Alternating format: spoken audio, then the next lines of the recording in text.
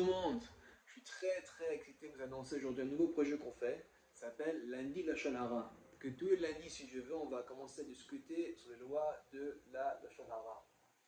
On sait c'est comment c'est une faute. Que tout le monde, d'ailleurs, on est coupable de ça. De parler sur notre proche, de parler sur notre famille, de dire les trucs des bêtises qu'on ne devrait pas dire. Mais d'ailleurs de ça, il faut qu'on sache comment elle est grande la mitzvah, que quand tu veux tellement dire quelque chose, que quelqu'un t'énerve et tu veux dire quelque chose sur lui, et tu te gardes de ne pas dire ce que tu voulais dire, comment ce serait une grande mitzvah. Et c'est vraiment un truc que nous garde la vie, de ne pas dire la shonara. On sait qu'il ramène dans notre livre, le Chafetz Chaim, que lui, il était un des premiers qui a fait un livre sur les halachot de la Shonara. Chafetz Chaim, je fais la Shon. Il explique qu'il y a 31 mitzvot que tu peux casser en disant la Shonara.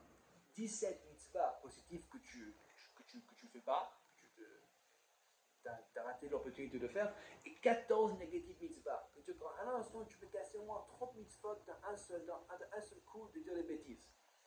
Et d'ailleurs, on sait que la Torah maudit les gens qui disent la Shonara. Il y a même une assignation à dire la Shonara sur quelqu'un avec clairement comme si tu l'as tué. Comme si tu l'as tué. Et on peut dire même que d'ailleurs, selon quelques sources dans la Gemara, d'ailleurs avec l'histoire quand le temple était détruit, l'histoire de Kamsa Ba Kamsa, c'est vraiment l'histoire qui à la base, ça arrive de quoi? De la Shonara un à l'autre. Mais maintenant, il faut qu'on mette. Alors, c'est pour ça qu'on pense d'être plus conscient de ce qu'on dit et on devrait être prendre plus soin de notre mot et d'essayer de moins de bêtises.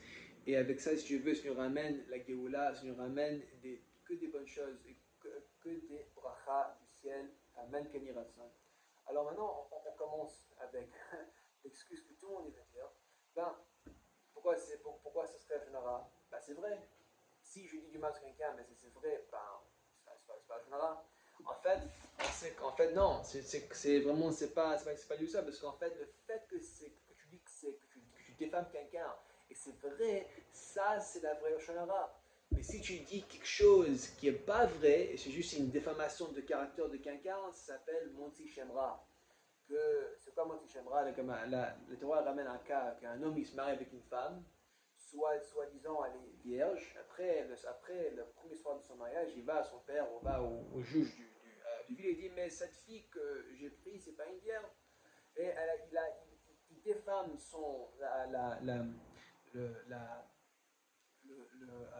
le character de sa femme et c'est encore plus grave. Le Shonara, qu'on dit que le fait que je dis quelque chose et que c'est vrai, c'est pas la Shonara, non, c'est pas du tout c'est pas du tout correct, encore plus fort, c'est ça qui ça le fait le Shonara, parce que c'est vrai, de dire quelque chose mal sur un à l'autre. Comment on ramène l'histoire qu'il y a le Rav Alexandre qui demande aux gens qui veut de la vie, qui veut de la vie. Alors maintenant, que ça, un foule de gens. Et maintenant, les gens, ils sont intéressés, évidemment. Alors maintenant, ils vont, et quand il va chez ce Rav, il dit, nous, on veut de la vie. Alors il continue. Il continue à côté, à ramener le passage dans Teilim. Qui est l'homme qui désire la vie? Mirish Chafetz Chaim, et qui adore les jours qui voit du vent.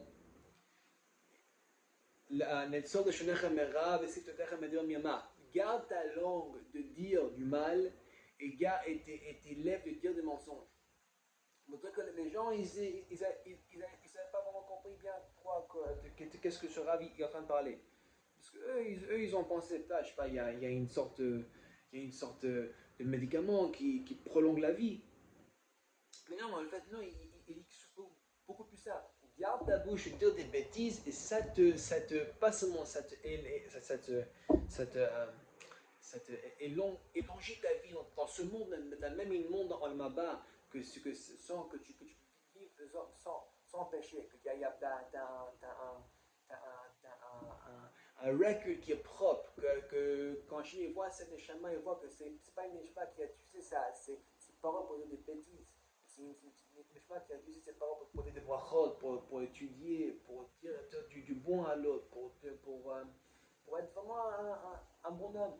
Alors si tu veux, on va commencer un peu tous les jours, tous les lundis, à parler un peu sur la loi de la Shonara. Et si je veux, ce serait un tikkun à nous tous de pouvoir mieux se comporter un à l'autre.